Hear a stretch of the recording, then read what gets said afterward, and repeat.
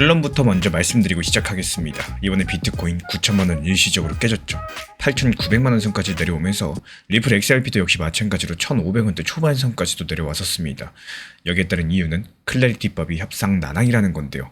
그 마지막 쟁점이 뭔지 확인을 해보시면은 놀랍게도 거기에는 오히려 코인이 없었습니다. 지금 미국 워싱턴에서 협상이 멈춰선 주제가요. XRP를 어떻게 규제할 거냐에 대한 게 아니라 미국 대통령 트럼프 한 사람이 가지고 있는 코인을 어떻게 처리할 거냐에 대한 문제입니다. 그리고 여기서 한 가지 더. 그 조항을 누구보다 반겨야 정상인 쪽이 지금 그 조항 앞에서 머뭇거리고 있습니다. 일단 지금 특이사항으로서 뉴욕 증시가 문을 열자마자 코인 관련 회사들 주가가 한꺼번에 폭락하기 시작을 했는데요. 미국에서 가장 큰 코인 거래소 코인베이스는 장 초반에만 12% 넘게 빠졌고 하루도 아니고 아침 한나절 만에 회사 가치의 8분의 1 가까이가 사라진 겁니다. 비트코인을 대량으로 보유한 걸로 유명한 스트래티지, 달러의 값을 고정한 코인을 만드는 서클 같은 회사들 5%씩 폭락했고요. 그 밖에 코인 회사들도 전부 다 4%에서 7%씩 이 방향성이 전부 다 하락했습니다. 같은 시간 코인 시장도 흔들렸죠. 비트코인은 9천만원 선 아래로 일시적으로 깨졌고요. 리플 XRP도 1,500원 선 초반까지 내려왔습니다. 근데 여기서 한 가지는 구분하고 가셔야 돼요. 이 코인베이스가 유독 크게 빠진 데에는 사정이 하나 더 있었습니다. 이 회사 같은 경우는 폭락 직전에 2분기 실적을 발표했는데 시장 예상치에 못 미쳤고요. 이번 분기에도 손실을 냈습니다. 이 발표가 나오면서 증권사들이 목표 주가를 잇따라 내렸고요. 그러니까 12%라는 숫자에는 이 회사 자체에 문제가 함께 들어있었고 여기까지는 뭐 그럴 수 있습니다. 근데 문제는 실적 발표가 없었던 다른 회사들까지도 같은 날 같은 방향성으로 빠졌다라는 건데요. 지금 이 회사들이 공통으로 마주한 재료는 딱 하나였습니다. 워싱턴에서 날아온 소식, 클래리티법 협상이 막혔다는 뉴스였는데요. 근데 그 자리를 알려준 사람은 신시아 루미스 상원의원입니다. 이분이 어떤 사람이냐? 클래리티법을 막아온 사람이 아니라 오히려 정반대입니다. 와이오밍주의 의원이고 상원에서 디지털 자산 소위원회를 이끌면서 이 법을 몇 년째 끌고 온 당사자입니다. 그러니까 지금부터 나오는 내용들을 법을 막으려는 쪽의 주장이 아니라요. 법을 통과시키고 싶어하는 쪽의 입에서 나온 상황이라는 설명인 점 기억해 주시기 바라고, 이 신시아 루미스 의원이 전한 내용은 이렇습니다. 지금 논의 중에 있는 클래리티법 최신 개정안에는 윤리 조항이 들어있는데 그 한가운데 트럼프 대통령이 보유한 디지털 자산이 있다라는 거예요. 대통령이 가지고 있는 코인과 코인 관련된 사업 지분들 팔거나 아니면 백지 신탁이라는 곳에 맡기게 하는 내용인데요. 그리고 바로 이 조항이 지금 막판 협상에서 가장 큰 쟁점이 되고 있다는 겁니다. 그렇다면 여기서 백지 신탁이라는 말은 뭘까요? 내 재산이긴 한데 그 관리를 통째로 남에게 넘기고 그 사람이 안에서 뭘 사고 뭘 파는지 나는 볼 수도 없고 시킬 수도 없게 만드는 장치입니다. 왜 이런 걸 하느냐? 높은 자리에 있는 사람이 자기 결정으로 자기 재산을 불리는 일을 막기 위해서 그렇습니다. 이 코인 정책에 서명하는 사람이 본인 코인을 들고 있으면은 그 서명이 나라를 위한 건지 본인 재산을 위한 건지 구분 자체가 안 되니까요. 그리고 이 조항 같은 경우는 대통령 한 사람만 겨냥한 게 아닙니다. 이 보도된 내용을 보시면은 대통령과 부통령, 상하원 의원, 연방 판사까지도 적용 대상에 들어가고 외신 보도 중에서는 배우자까지 포함된다는 내용도 있습니다.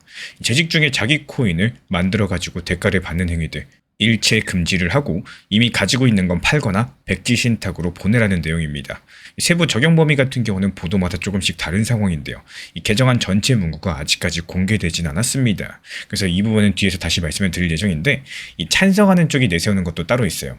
이 개정안에는 지금 정치인 윤리 기준만 있는 게 아니다. 이 코인 거래소가 파산했을 때 투자자를 보호할 수 있는 장치 그리고 시장 전체에 적용돼 명확한 규제 기준들이 함께 담겨있다. 이 점들을 강조하면서 찬성을 하고 있습니다.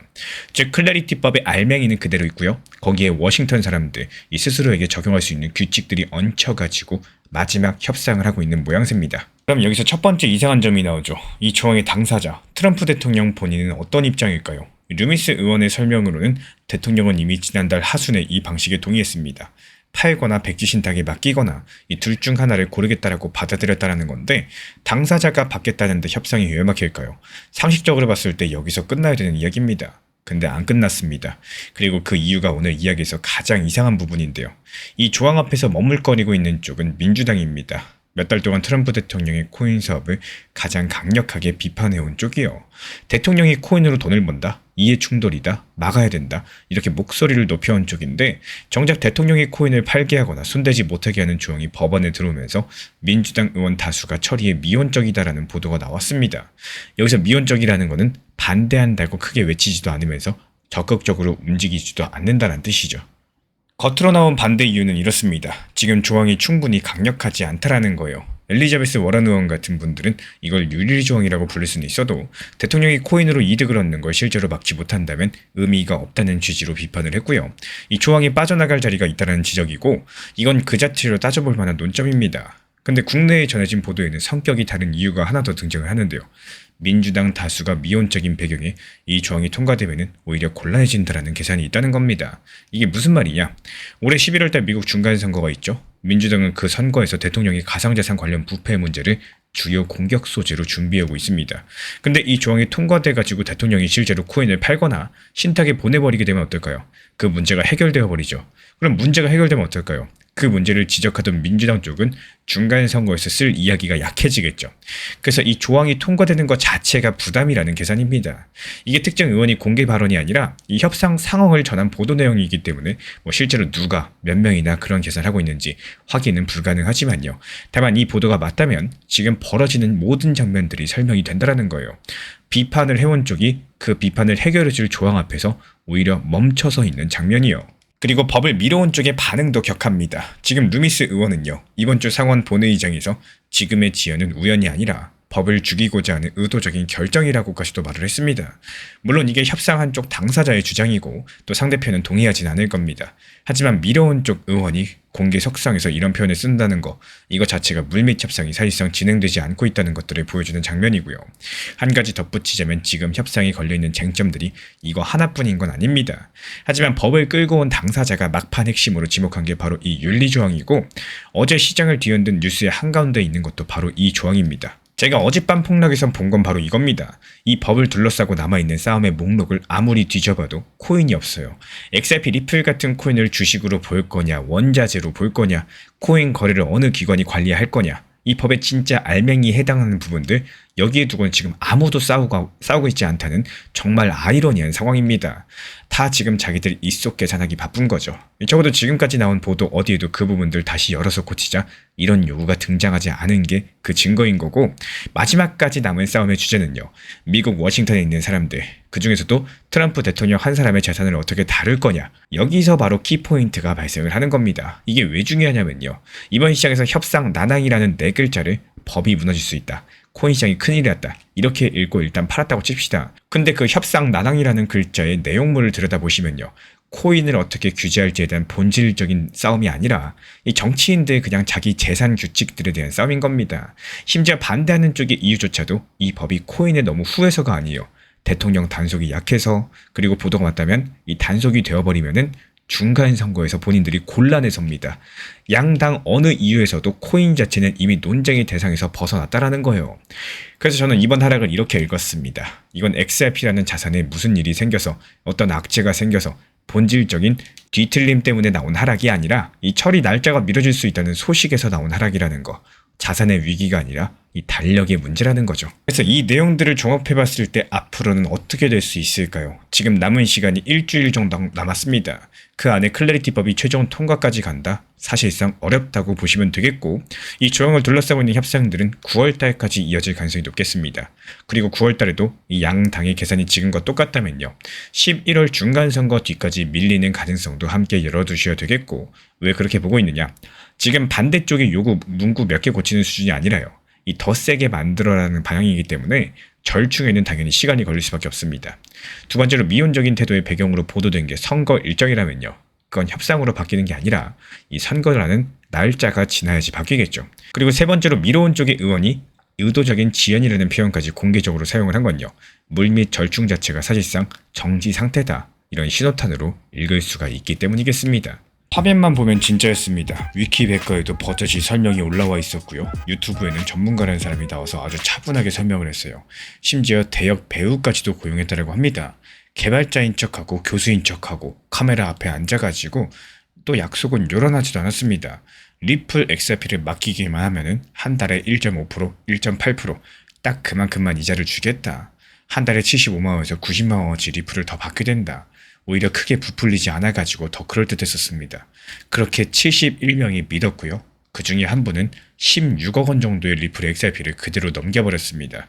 근데 이 모든 걸 처음부터 멈추게 할 수 있었던 사실이 딱 하나 있었어요. 리플 스테이킹하는 그 말 자체에 관한 건데요. 놀랍게도 리플 XRP를 오래 보유하고 계신 분들 중에서 이걸 한 번도 확인해 본 적이 없는 분들이 상당히 많이 계십니다. 그래서 오늘은 그 이야기들을 처음부터 풀어드려 보도록 하겠습니다. 먼저 궁금하실 겁니다. 아니 요즘처럼 다들 사기를 조심하는 시대에서 어떻게 71명이나 여기에 걸려들었을까요? 그 답은 이 사기가 전혀 허술하지 않았다는 데 있습니다. 이번 경찰 발표를 보시면은 이 사람들은 작년 9월부터 차근차근 준비했습니다. 그리고 사이트 이름을 아무렇게나 짓지 않았어요. 실제로 있는 블록체인 회사 이름인 플레어 네트워크, 그리고 실제로 있는 상품 이름인 FXRP, 이 두 가지를 붙여가지고 FXRP 네트워크라는 이름을 만들었고요.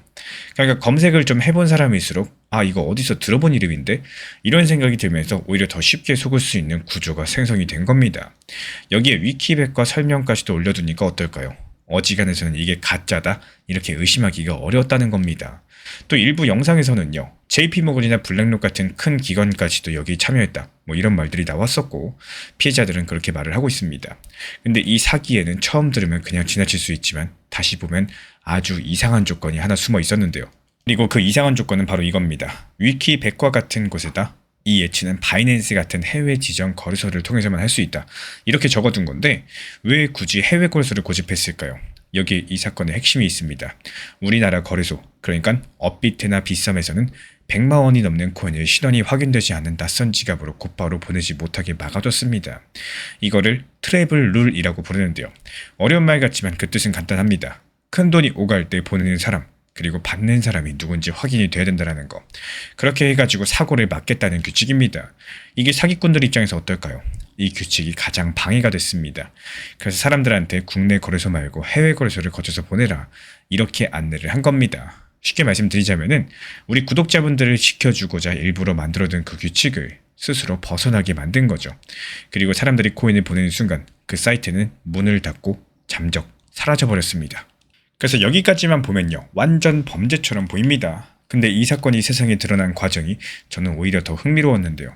지금 경찰은 해외 거래소 쪽에서 요즘에 이상한 리플 사기 피해가 몰려 들어온다 이런 첩보를 먼저 입수했고, 그리고 코인이 어디로 흘러갔는지 그 이동 경로를 따라갔습니다. 여기서 중요한 게 있는데 코인은 한 번 보내면 못 찾는 경우가 많다고들 하는데 그거는 개인이 혼자서 되찾기가 어렵다는 뜻이지 그 돈이 어디로 갔는지 이 기록 자체가 사라지는 건 아닙니다. 블록체인은 오히려 모든 이동이 누구나 볼 수 있는 기록으로 남고요. 경찰은 그 기록을 따라가가지고 첩보를 입수한 지 4나흘 만에 해외 거래소에 보관돼 있던 약 170억 규모 가상자산을 찾아내서 긴급 동결했습니다. 테더 1100만 개, 리플 24만 개, 뭐 이런 식으로요. 그리고 그 다음에는 사이트를 만든 기록, 도메인을 매수한대요. 접속 기록, 대화 내용, 모든 것들을 54번의 압수수색으로 파고들어서 주범을 특정했고요. 그리고 그 주범은 해외에서 입국하다가 은신처에서 붙잡혔고, 공범은 그 소식을 듣고 휴대폰을 끈 채로 아버지 명의의 차를 타고 전국을 돌며 도망치다가 결국에 붙잡혔습니다. 지금까지 확인된 피해만 123억이고요. 신고가 계속 들어오고 있기 때문에 전체 규모는 270억까지도 볼 수 있다는 게 지금 경찰의 설명입니다. 근데 여기서 보내도 어차피 경찰이 찾아주겠지? 이렇게 생각하시면 큰 오산입니다. 이번에 동결된 게 173억이고요. 피해 규모가 전부가 아니라 일부라는 게 문제겠죠. 그것도 지금 경찰이 해외 공조에 54번 압수수색까지 해가지고 겨우겨우 잡아낸 결과가 이겁니다. 개인이 혼자서 되찾는 거는 사실상 불가능에 가깝다라는 거고, 이런 상황에서 아까 말씀드린 이 모든 걸 처음부터 멈출 수 있었던 그 사실로 돌아가 볼게요. 리플 스테이킹하는 말, 사실 리플이라는 코인에는 스테이킹이라는 게 없습니다.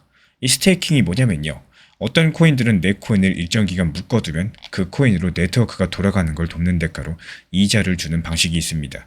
근데 리플이 돌아가는 방식은 이거하고 완전히 다르죠. 리플은 미리 믿을만하다라고 정해둔 컴퓨터들이 서로 거래 내용을 맞춰보고 또 합의하는 방식으로 돌아갑니다. 코인을 묶어둘 필요도 없고요. 그 대가로 이자를 뿌리지도 않습니다. 게다가 리플은 1천억 개가 이미 전부 다 만들어져 있습니다. 이 새롭게 찍어낼 코인이 없으니까 이자로 나눠줄 새 코인이라는 것 자체가 없는 거죠. 그러니까 리플을 맡기면 스테이킹으로 매달 이자를 준다? 이 말은 리플이라는 네트워크가 원래 하지 않는 일을 한다고 우긴 겁니다.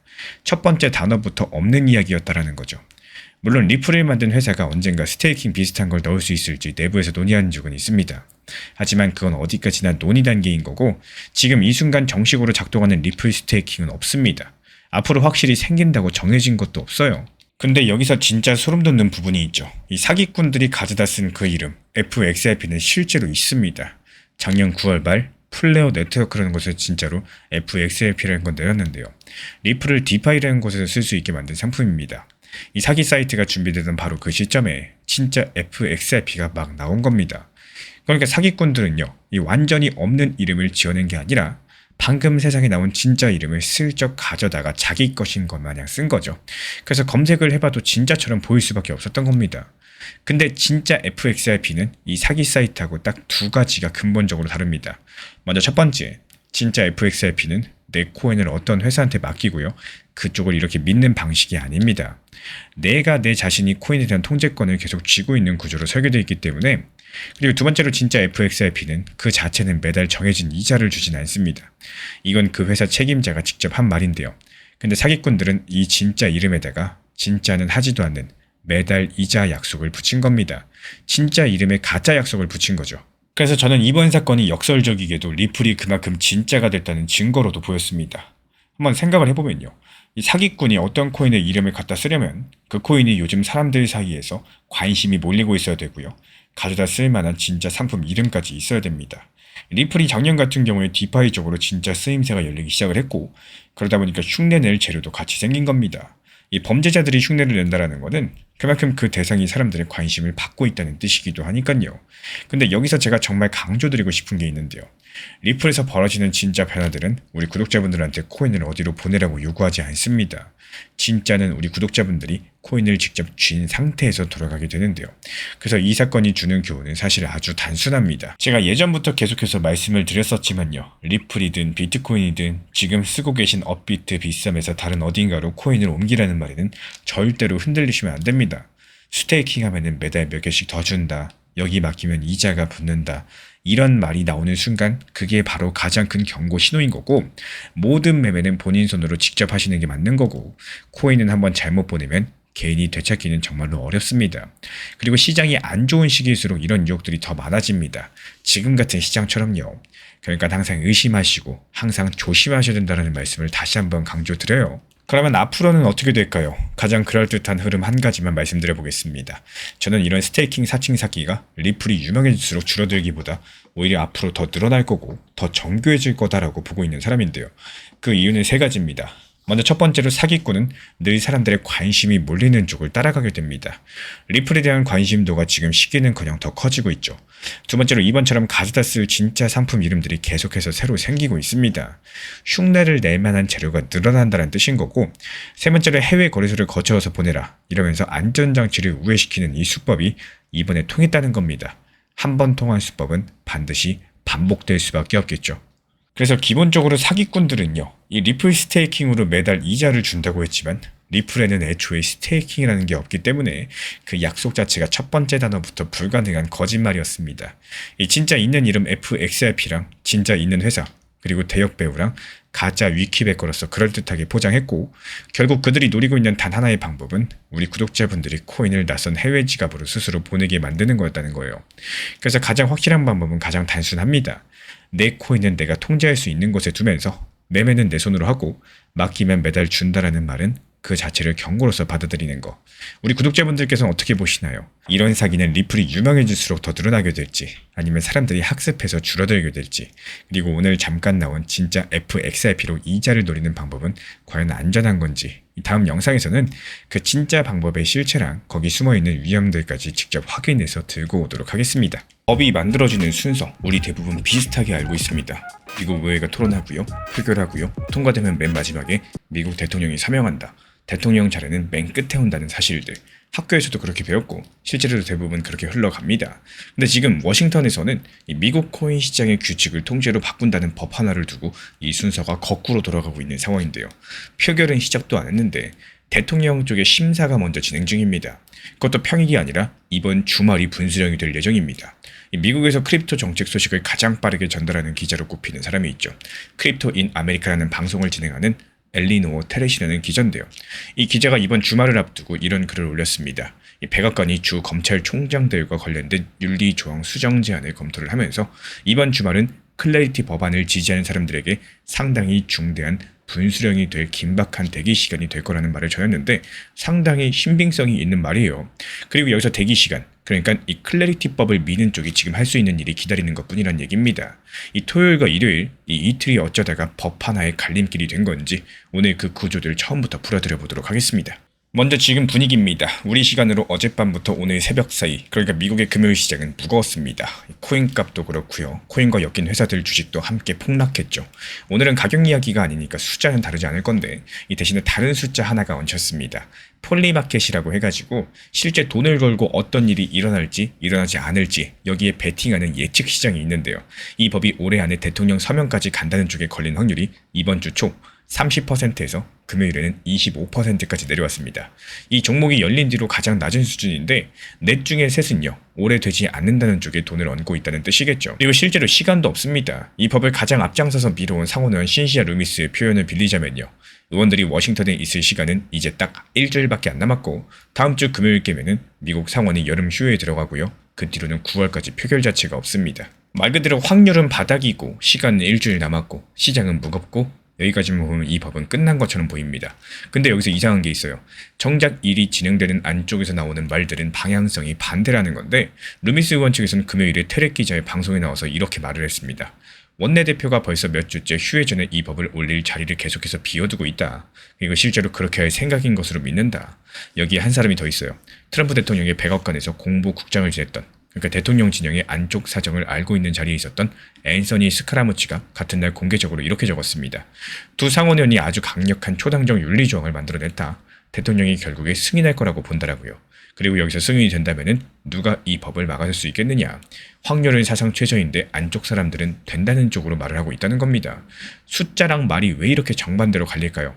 이거를 푸시려면은 지금 백악관에 전달돼 있다는 그 서류에 과연 뭐가 적혀 있다, 이렇게 보도되는지부터 보셔야 되겠습니다. 이번 주 중반 공화당의 톰 틸리스 의원과 민주당의 루벤 갈레거 의원이 함께 만든 윤리조항 수정 제안이 백악관에 전달이 됐죠. 문서 전문은 공개되지 않았었지만요. 다만 보도로 정해지는 내용들을 크게 두 가지로 가늘어 볼 수가 있겠습니다. 먼저 첫 번째로 대통령과 부통령을 포함한 연방 고위공직자가 재임 중에 코인을 새로 발행한다거나 특정 코인 사업에 뒤를 밀어주는 걸 금지한다. 두 번째, 이 금지를 어겼을 때 따져 물을 권한을 연방 법무부에만 두지 않고 주 검찰총장들에게도 권한을 준다. 주 검찰총장이 어떤 자리냐? 미국은 주마다 법을 집행하는 검찰 조직이 따로 있어요. 그리고 그 최고 책임자를 대부분 주인 투표로 뽑습니다. 대통령이 임명하는 자리가 아니라는 게 핵심인데요.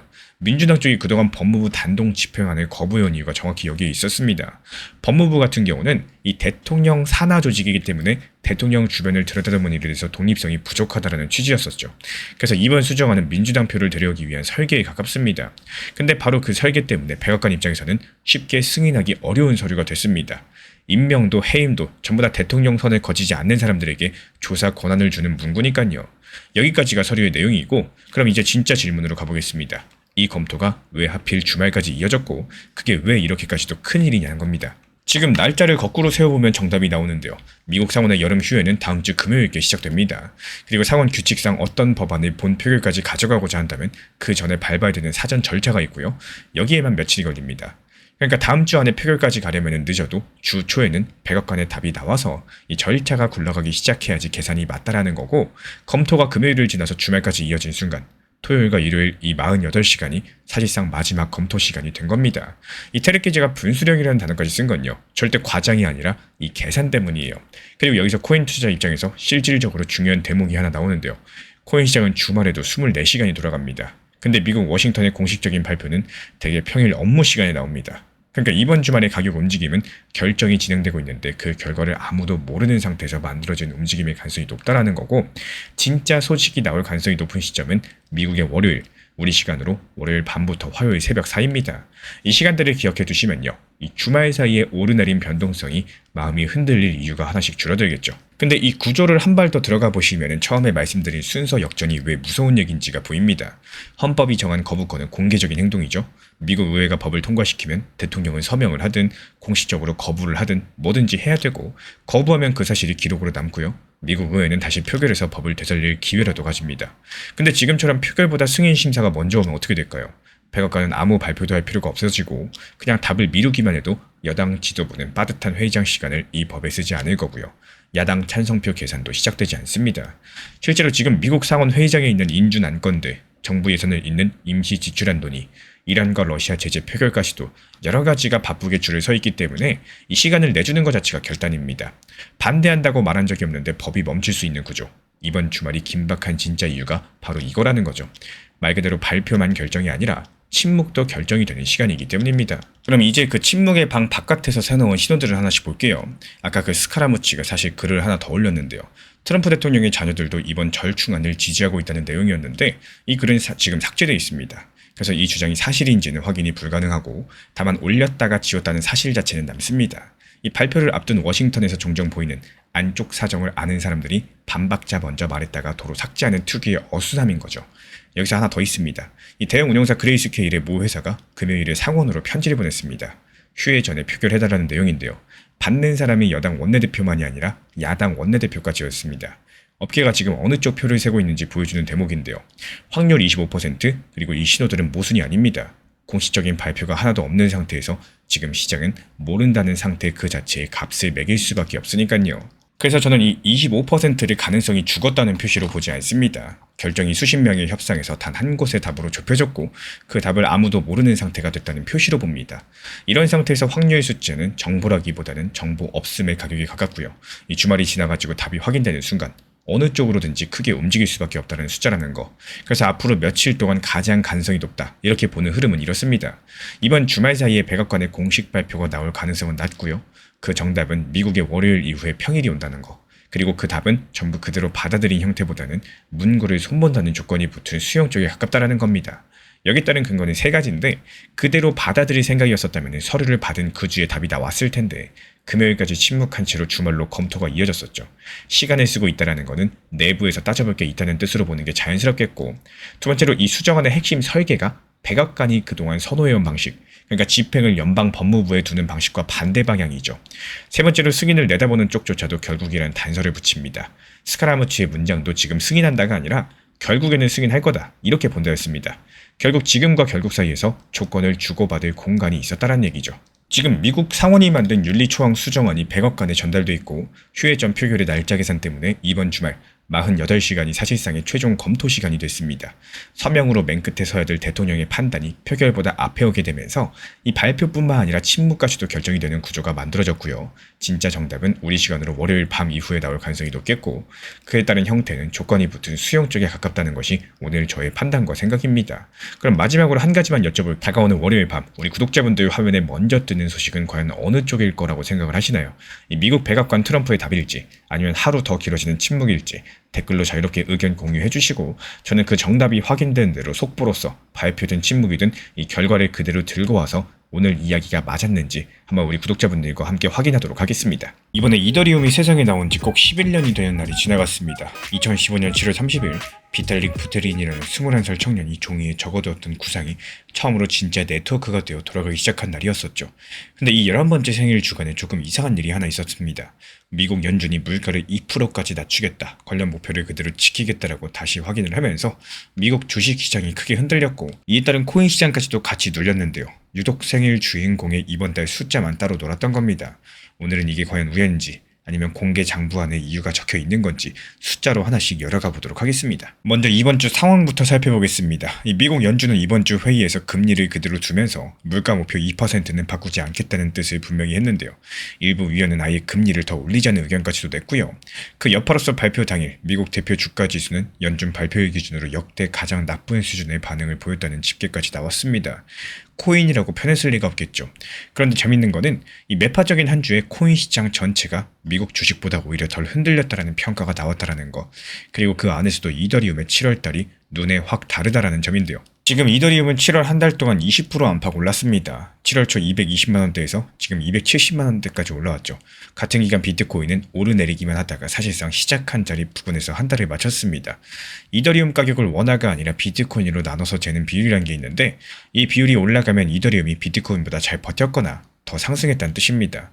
이 값이 6월 달에 가장 낮았다가 그 뒤로 계속 올라가지고 7월 말 장기 추세선 위까지도 회복했다는 집계가 있었는데요. 다만 그럼에도 불구하고 공정하게 말씀을 드리자면요. 올해 전체로 보시면은 이더리움은 여전히 아직 마이너스 30%대 구간입니다.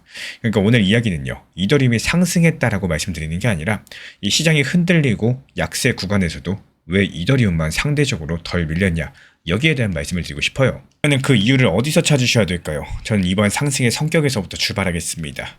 이 과거 이더리움이 급하게 상승할 때는 되게 선물 시장이 끌었습니다. 선물은 코인을 실제로 주고받는 게 아니라 가격이 상승할지 내릴지에 계약을 거는 거래고, 보통 자기 돈에 빌린 돈을 더해가지고 몇 배 크기로 참여합니다. 이렇게 만들어진 상승은 하락할 때도 빌린 돈이 강제로 청산되면서 빠르게 무너지죠. 근데 이번 7월 달은 좀 다릅니다. 아직까지 청산되지 않고 살아있는 선물 계약의 총량, 미결제 약정이라고 부르는 숫자가 이 가격이 오르는 동안 거의 늘지 않았는데요. 빌린 돈의 비율을 어림하는 지표도 6월달에 낮아진 뒤에 회복되지 않았었고요. 온체인 집계회사 크립토퀀트 쪽 데이터를 인용한 분석들이 공통으로 가리킨 결론은 바로 이겁니다.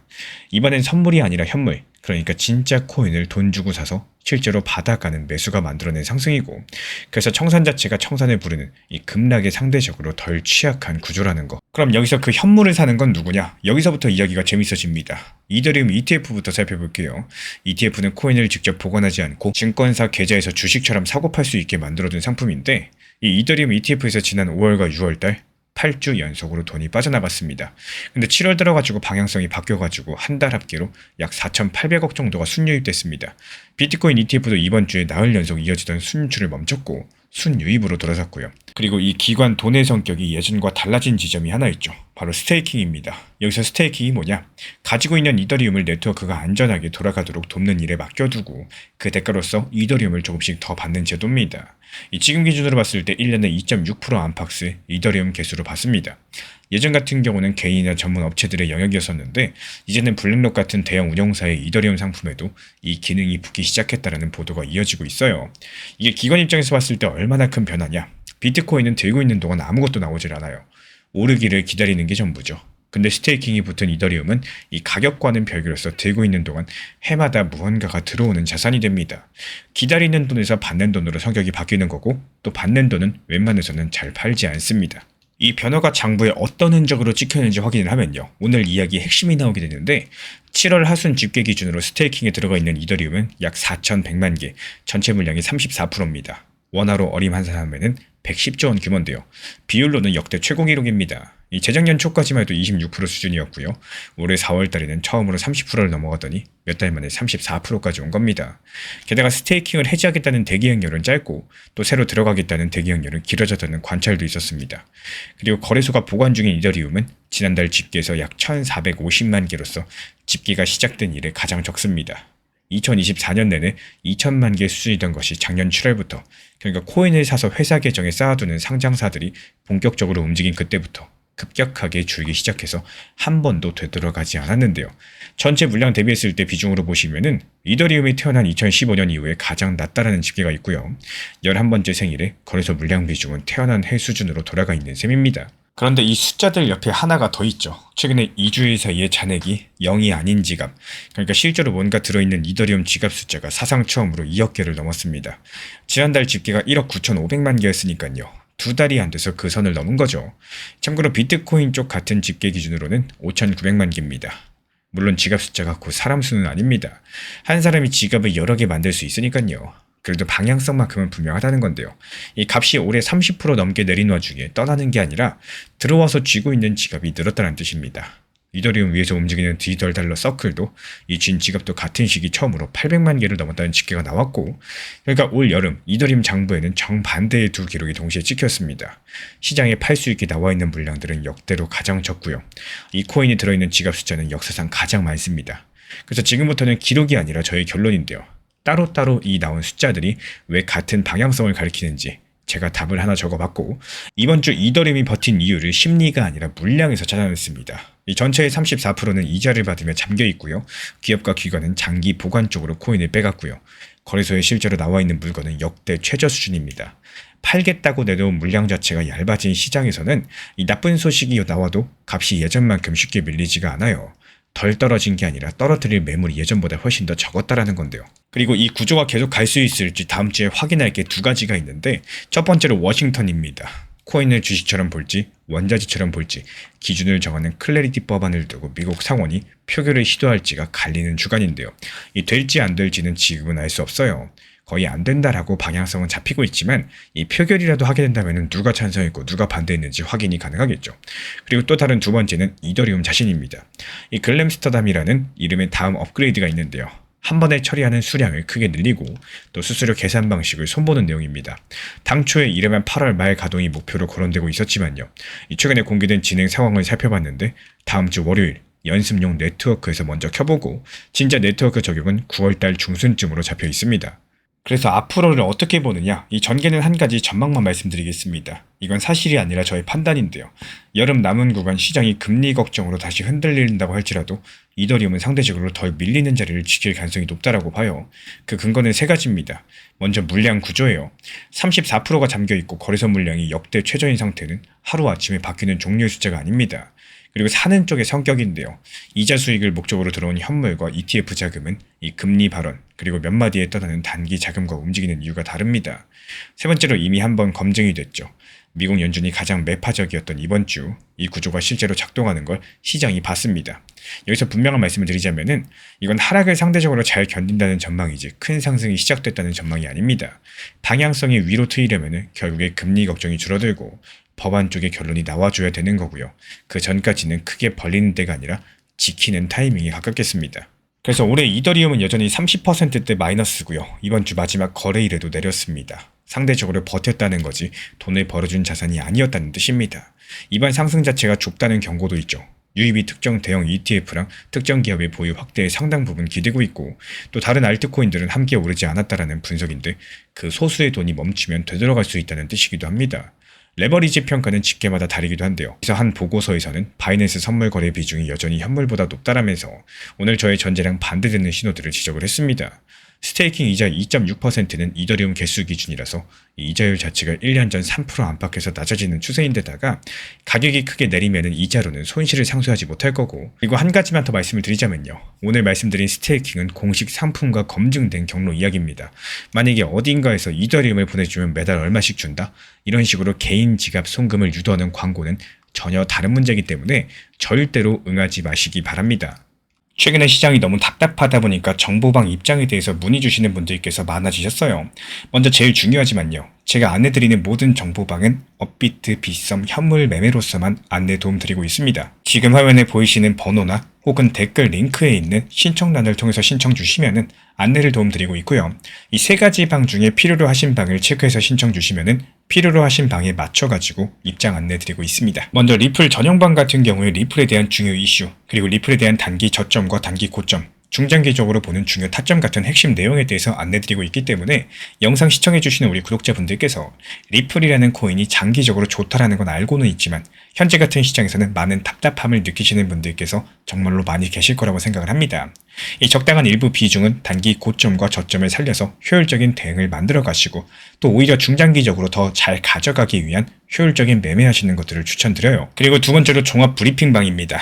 장기적으로 보기에 좋은 코인들과 현재 시장 흐름에 대한 중요 시장 이슈들, 브리핑 내용이나 리플에 대한 방향성, 락업 해제 일정과 여기에 따른 움직임들에 대해서 안내드리는 종합적인 방이다. 이렇게 생각해 주시면 되겠습니다. 그리고 마지막으로 단기 종합방 같은 경우는 말 그대로 단기 종목들에 대한 타점을 안내드리고 있는 방입니다. 이 단기 종목은 말 그대로 단기 종목답게 접근을 하셔야 되는데 욕심으로 인해서 타점을 너무 높게 잡아가지고 수익 실현을 못하거나 아니면 눈치 보기 매매를 하다가 이렇게 수익 실현의 기회를 놓치셨던 기억이 있으신 분들 지금 시장에서 정말 많은 상황인데요. 항상 비중 조절이 중요하고요. 매수와 동시에 목표 타점을 걸어 놓으면서 현실적으로 봤을 때 내 것으로 만들어서 마침표까지 잘 찍는 게 단기 매매의 핵심이다 생각을 해요. 단 여기서 중요한 거, 아무리 내가 좋아하고 시기가 좋고 스스로 괜찮다고 판단하셔도 몰빵 매매는 정말 위험하기 때문에 매번 말씀드리는 비중 조절 원칙 매매로 접근하시는 게 가장 중요합니다. 끝으로 항상 말씀드리고 있지만요. 저는 업비트, 빗썸, 현물 매매에 대해서만 안내를 도움드리고 있기 때문에 절대로 해외 거래소, 선물 매매에 대한 고위험 리스크 매매에 대해서는 언급조차 드리지 않고 있습니다. 무조건적으로 업비트, 빗썸 이렇게 현물 매매로 필요하신 분들께서만 입장 신청 주시면은 안내 도움 드리도록 하겠습니다. 이 빠르게 가는 것보다 중요한 건요. 꾸준하고 길게 가는 게 더 중요한 투자 시장이다. 이렇게 생각을 해요.